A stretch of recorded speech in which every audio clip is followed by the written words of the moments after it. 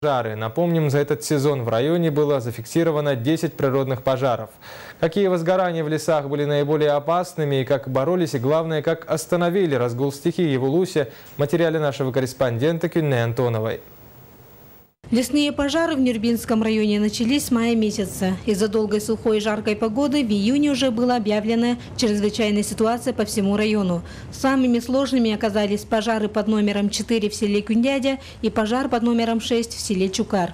Труднодоступность этих пожаров очень затрудняется своевременной локализации лесных пожаров. Нехватка тяжелой техники, проходимой техники очень затрудняет тушение, оперативное тушение лесных пожаров.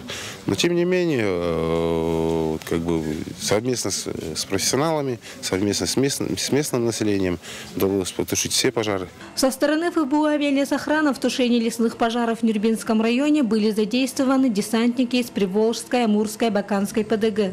Первая группа уже прибыла 22 июня. Они непосредственно работали на самых труднодоступных и опасных местах. Во время работы проблемы в основном возникали из-за сильной задымленности. Ребята очень слаженно работали, это, можно сказать, профессионально, они знают толк в пожарах, как отжигать, как мин-полосы делать, как привязки делать.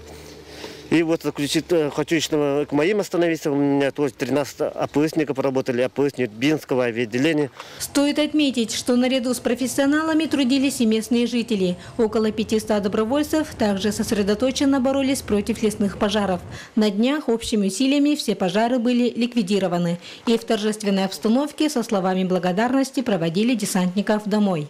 Пожары тяжелее, чем прошлый год были, потому что площади большие, сухо.